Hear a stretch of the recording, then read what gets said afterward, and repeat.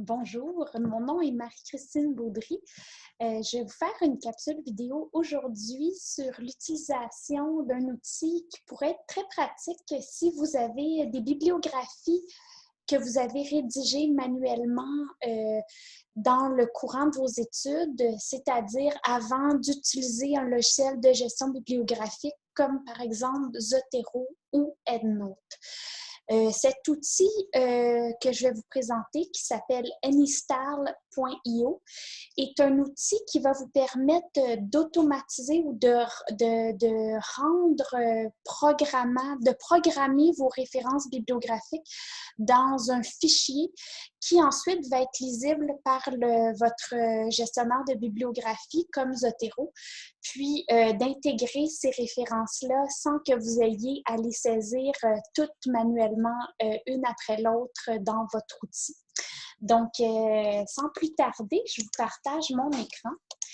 Puis, d'abord, je vais vous montrer qu'est-ce que j'entends par une bibliographie saisie manuellement. C'est une bibliographie qui comporte des références qui auraient été saisies comme ça avec un clavier. Donc, vous ouvrez un navigateur Internet, puis on va aller chercher l'outil Anystyle.io. Alors, j'arrive sur le site, il ressemble à ça. Je retourne à ma bibliographie et je vais aller copier mes références bibliographiques. Alors, j'ai copié. Je retourne dans Anystyle à l'étape 1, qui est l'étape Parse. Donc, je colle mes références. Anystyle a détecté qu'il y a 13 références. Donc, je vais tout simplement faire ce qu'il me propose de faire, c'est-à-dire parse 13 references. Alors, je vais les coller. Et c'est très intéressant parce que, vous voyez, il a été quand même capable de détecter en fait, il y a des auteurs, les titres, les dates, donc, et les URL. Hein, il remet, en fait, Anystyle attribue des étiquettes à chaque élément d'une référence. Donc, c'est quand même, c'est assez performant. Je vous dirais qu'une fois de temps en temps, il peut se tromper, hein, l'outil. Donc, vous pourriez, si vous voudriez, par exemple, ici, comme le mot décembre, hein, c'est pas dans les notes, ça serait probablement à envoyer en date. Donc, vous pourriez réassigner les mots aux bonnes étiquettes, à l'étiquette appropriée auquel il appartient. Mais moi, je ne vous recommande pas de faire cette partie d'édition ou de correction directement dans Anystyle. Je vous propose de le faire dans Zotero parce que ça va être plus vite, plus rapide et plus visible, plus facile à réaliser dans l'outil, dans votre gestionnaire bibliographique. Alors, un coup que les étiquettes sont attribuées, on va demander à Anystyle qui génère le fichier pour qu'il soit ensuite intégré à Zotero. Donc, on va aller directement à l'étape 3, qui est l'étape Safe. Et nous allons choisir le format BibTeX.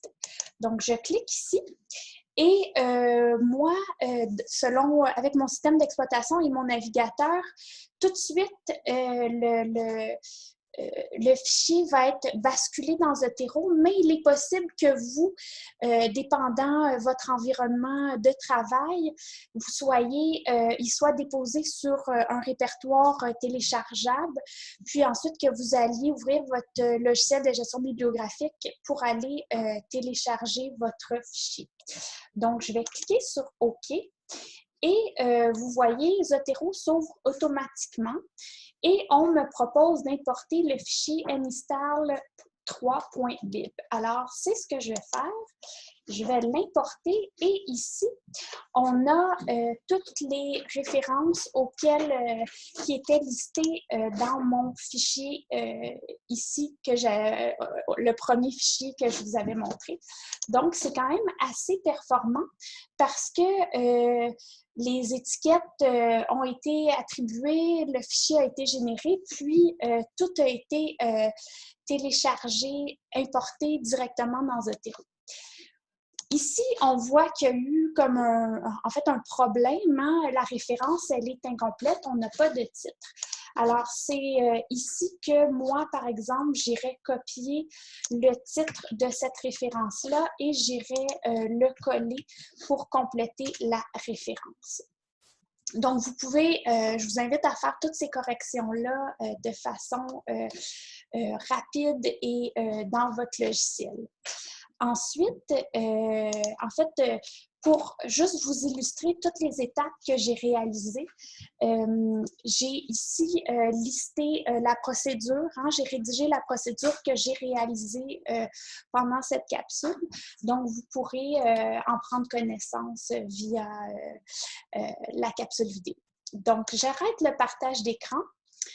J'espère que cette capsule vous sera utile, en tout cas pour ceux qui ont des références manuelles qui voudraient intégrer générer en fichier pour qu'ils soient intégrés dans un logiciel de gestion bibliographique.